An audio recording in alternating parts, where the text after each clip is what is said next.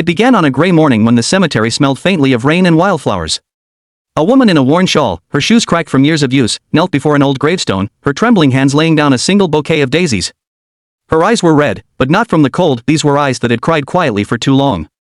No one knew her name, or why she came here every week. But today, someone was watching her. A tall man in a black coat stood a few steps away, holding an umbrella against the drizzle, frozen as if time had stopped. When he finally spoke, his voice broke the silence like thunder. "That's my wife's grave too." The woman turned slowly, startled, and in that one moment, two strangers discovered they had been mourning the same person, each from a completely different world. Maria had lived most of her life on the edge of survival. Once, she had dreams of owning a small flower shop, of sending her daughter to school without debt hanging over their heads, but life had other plans.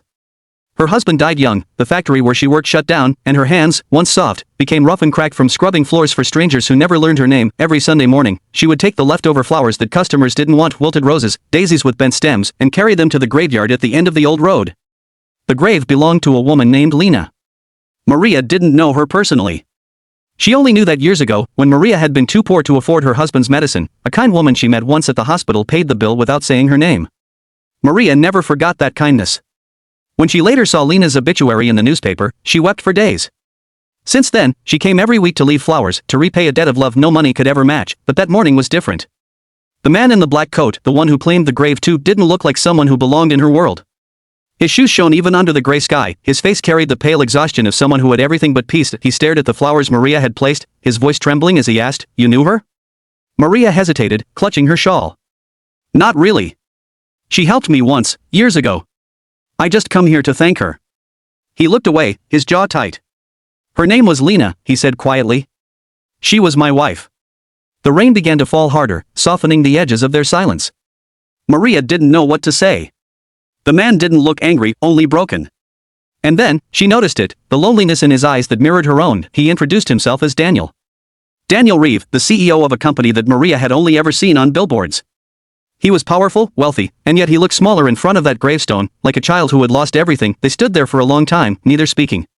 Just two souls bound by the same woman, one who had given Maria hope, and Daniel love. Daniel began returning every Sunday. At first, he came only to place flowers, saying little. But slowly, he began talking to Maria. He asked her how she knew Lena, and Maria told him everything, the hospital, the debt, the small act of kindness that had kept her alive. It was the first time Daniel smiled in months. "That's exactly like her," he murmured. "She always helped strangers. I used to tell her she couldn't save the world. But she never stopped trying." They talked about Lena every week. About how she loved the sound of rain, the smell of jasmine, how she would dance barefoot when no one was watching. Maria listened like a student learning a lesson she had waited for all her life.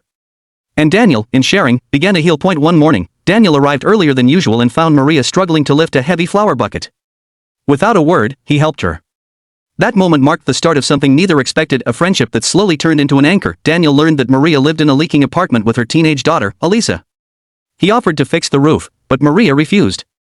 "Please, sir, I can't take more charity." He looked at her, pained. "It's not charity. It's gratitude. You kept Lena's memory alive when I couldn't." That broke her walls. Weeks passed. Maria's health began to fail from overwork, and one Sunday, Daniel found her collapsed near the grave.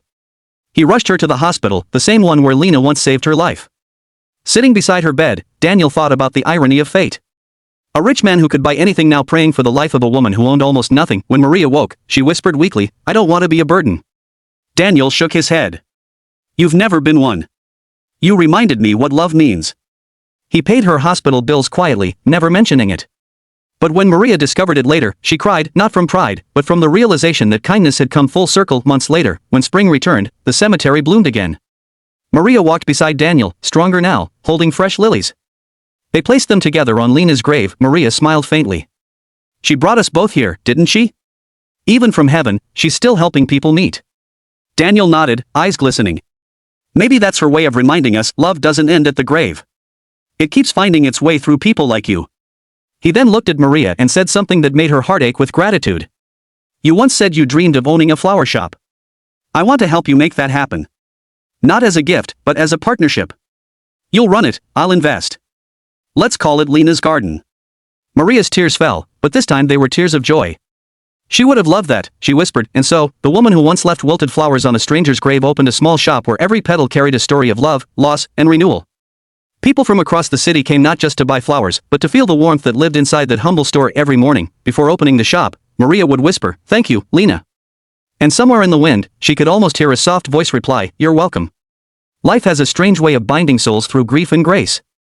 A poor woman, a lonely CEO, and a woman whose kindness lived beyond death all became part of one timeless truth. Sometimes, the people we lose don't really leave us. They just change the way they love us, from heaven above, through the hearts of others still living.